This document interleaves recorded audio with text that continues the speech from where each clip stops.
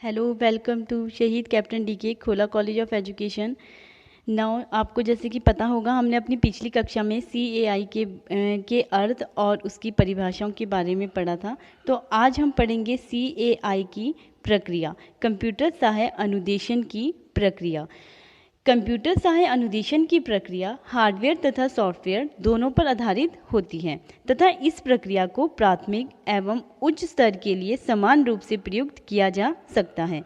इस प्रक्रिया में कंप्यूटर द्वारा स्क्रीन पर जो अनुदेशन प्रस्तुत किया जाता है, यानी कि जो भी आपको विषय वस्तु स्क्रीन पर दिखाई जाती है, उसका अध्ययन करने के उपरांत छात्रों को अपनी अनुक्रिया करने का अवसर प्राप्त होता है। अनुक्रिया हेतु छात्रों के पास ईयरफोन व माइक्रोफोन भी उपलब्ध रहते हैं तथा वह पेन या पेंसिल से स्क्रीन पर प्रदर्शित विकल्पात्मक उत्तरों को छूकर या माइक्रोफोन में बोलकर अपनी अनुक्रिया प्रस्तुत करते हैं। ईयरफोन व कंप्यूटर के आधार पर छात्र व कंप्यूटर में निरंतर संप्रेषण व अंतःक्रिया होती रहती है। यानी कि कंप्यूटर सहाय अनुदेशन की प्रक्रिया में क्या होता है कि जो भी हम अनुदेशन प्राप्त करते हैं या जो भी विषय वस्तु हम कंप्यूटर द्वारा प्राप्त करते हैं, वो हमें किस में दिखाई देती है, स्क्रीन पर या पर्दे पर।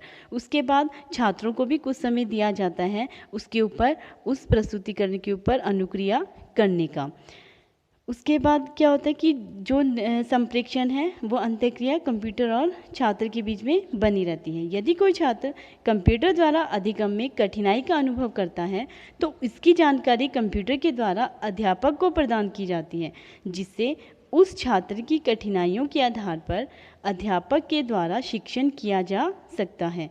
परंतु कंप्यूटर द्वारा अनुदेशन में यदि अधिकांश छात्रों को कठिनाई अनुभूति होती है, यदि कंप्यूटर में अधिकांश एक या दो विद्यार्थियों को अगर CAI के थ्रू अधिगम लेने में कठिनाई होती है तो अध्यापक के द्वारा उसकी समस्या का निवारण किया जा सकता है। लेकिन अगर मैक्सिमम बच्चों को इसके रिगार्डिंग, इससे CAI के दिक्कत कोई मतलब कि कोई भी कठिनाई लगती है, अनुभूति होती है कठिनाई की, तो वो संपूर्ण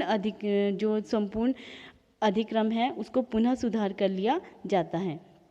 इस प्रकार इस प्रणाली के अंतर्गत अध्यापकों को महत्व भी, जो मतलब कि इसमें अध्यापकों का भी उतना ही अधिक महत्व है, उसे स्वीकार किया जा सकता है। इसमें हम अध्यापक को नकार नहीं सकते हैं।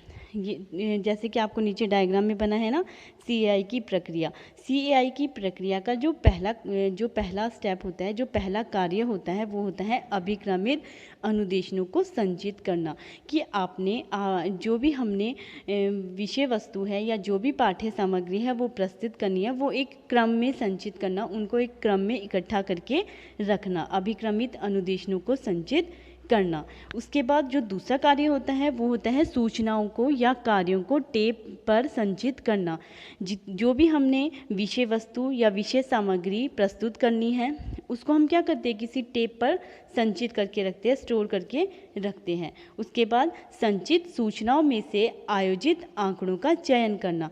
फिर जो भी हमने सूचनाएं इकट्ठी की है, जो भी हमने विषय सामग्री प्रस्तुत करनी है, उसके रिगार्डिंग हमने जो भी डाटा इकट्ठा किया है उसका चूज़ करना, उसमें से जो सही है, जो विद्यार्थी के लेवल के, जो विद्यार्थी की योग्यता और गति के अनुसार है, उसमें से उसका चयन करना। उसके बाद आता है सूचनाओं को बाहर संप्रेषण करना। उसके बाद जो भी सूचनाएं इकट्ठी की गई है या टेप में संचित की गई है, उन सूचनाओं को बाहर उनका संप्रेषण करना, उनको विद्यार्थी के सामने या छात्र के सम्मुख प्रस्तुत करना।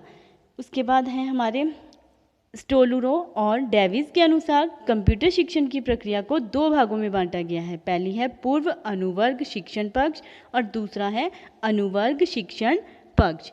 जो हमारा पहला है पूर्व अनुवर्ग शिक्षण पक्ष, इसमें क्या होता है, इस अवस्था में कंप्यूटर विशिष्ट उद्देश्यों की प्राप्ति के लिए पूर्व ज्ञान के आधार पर शिक्षार्थियों का चयन करता है। यानी कि बच्चों की जो प्रीवियस नॉलेज होती है उसके अकॉर्डिंग हम क्या करते हैं, छात्रों का चयन करते हैं। यदि छात्रों को वांछित पूर्व ज्ञान प्राप्त नहीं है तो कंप्यूटर उसे रद्द कर देता है। यदि विद्यार्थी पूर्व ज्ञान नहीं बता पाता है या वांछित उससे मतलब उसकी प्रीवियस नॉलेज सही नहीं लगती है तो कंप्यूटर उसे क्या कर देता है, रद्द कर देता है। इसका तात्पर्य यह है कि इसमें शिक्षार्थी की आवश्यकताओं को संतुष्ट करने वाली अनुदेशनात्मक सामग्री नहीं होती है। यदि शिक्षार्थी पूर्व ज्ञान की शर्त को पूरा करता है तो वह दूसरी अवस्था की ओर बढ़ जाता है। तो ये था हमारा पहला पूर्व अनुवर्ग शिक्षण पक्ष, या इसको ये भी बोल सकते हैं पूर्व ट्यूटोरियल अवस्था। उसके बाद हम बात करते हैं दूसरे पक्ष की, अनुवर्ग शिक्षण पक्ष या ट्यूटोरियल, दूसरी होती है ट्यूटोरियल अवस्था। जो CAI में जो ट्यूटोरियल अवस्था होती है उसमें निम्नलिखित प्रश्न पूछे जाते हैं। उसमें निम्नलिखित प्रश्नों को पूछा जाता है और बहुत सारी विधियों का प्रयोग किया जाता है। जैसे पहला है हमारा, कंप्यूटर के आदेश पर शिक्षार्थी को एक कार्यक्रम प्रस्तुत किया जाता है जिसमें सूचना और एक प्रश्न सम्मिलित होते हैं। उसके बाद सेकंड है, शिक्षार्थी उस सामग्री पर विचार करता है और कंप्यूटर को उस प्रश्न का उत्तर देता है। नेक्स्ट है, कंप्यूटर उत्तर का मूल्यांकन करता है और उस पर अपनी टिप्पणी प्रस्तुत करता है। नेक्स्ट है, शिक्षार्थी के पूर्व उत्तर के आधार पर नया या उपचारात्मक प्रश्न पूछा जाता है। इस प्रकार अनुदेशन प्रक्रिया जारी रहती है। विषय वस्तु प्राय कंप्यूटर के बाहर स्लाइडों, मुद्रित अथवा फिल्मों के रूप में संचित की जाती है। नेक्स्ट है हमारा, यदि कोई विशेष सामग्री शिक्षार्थी की अनुक्रियाओं से भिन्न होती है तो उसे कंप्यूटर के अंदर संचित किया जाता है। उदाहरण के लिए, यदि किसी ज्योमेट्रिक आकृति को दूरदर्शन के पर्दे पर दिखाया गया है और उसे शिक्षार्थी को टाइपराइटर के प्रयोग से परिवर्तित करना है तो ऐसी आकृति को कंप्यूटर में संचित किया जाता है। टाइपराइटर में हम कैसे ज्योमेट्रिक होती है उसकी आकृति को ड्रॉ कर सकते हैं, ठीक है। तो ऐसी आकृति को कंप्यूटर क्या कर लेता है, संचित कर लेता है, क्योंकि उसे केवल प्रस्तुत नहीं करना बल्कि उसका रूप भी परिवर्तित करना है। नेक्स्ट है हमारा, शिक्षार्थी को कार्यक्रम श्रव्य साधनों जैसे टेप रिकॉर्डर, हेडफोन द्वारा भी प्रस्तुत किया जा सकता है और दृश्य साधनों जैसे स्लाइड प्रोजेक्टर, टाइपराइटर इत्यादि के द्वारा भी प्राप्त किया जा सकता है। तो ये थे हमारा अनुवर्ग शिक्षण पक्ष। अनुवर्ग शिक्षण पक्ष के द्वारा जो हम कुछ विधियों का यूज़ करते हैं, ठीक है, कार्य करने के लिए या अधिगम प्राप्त करने के लिए कुछ विधियों का प्रयोग किया जाता है। तो उसमें जो पहली विधि है वो है, इसमें हम 5 विधियों का प्रयोग करते हैं। अनुवर्ग विधि, अभ्यास विधि, नेक्स्ट है अन्वेक्षण विधि, अनुकरणीय विधि और खेल कूद विधि। तो हम पहली विधि के बारे में बात करते हैं, अनुवर्ग विधि। अनुवर्ग विधि में क्या होता है, अनुवर्ग विधि में वर्ग, देखो जैसे नाम से स्पष्ट होता है, वर्ग मतलब खंड में डिवाइड करना। जो भी सूचनाएं होती हैं या जो भी आवश्यक सूचनाएं या कार्य हैं उनको हम क्या करते हैं, खंडों में डिवाइड कर देते हैं, खंडों में बांट देते हैं। और जो छात्र का व्यवहार होता है उसका विश्लेषण किया जाता है। विश्लेषण करने के बाद विद्यार्थी को पृष्ठ पोषण दिया जाता है। पृष्ठ पोषण देने के बाद वो क्या करता है, विषय वस्तु को पुनः प्राप्त करने की कोशिश करता है। उसके बाद आता है, नेक्स्ट है हमारा अभ्यास विधि। अभ्यास विधि में क्या होता है, CAI में बहुत सारे उदाहरणों के माध्यम से प्रत्ययों, नियमों को क्या किया जाता है, अभ्यास किया जाता है। और उनके बाद उस अभ्यास कराने के बाद छात्रों का क्या किया जाता है, पुनर्बलन प्रदान किया जाता है।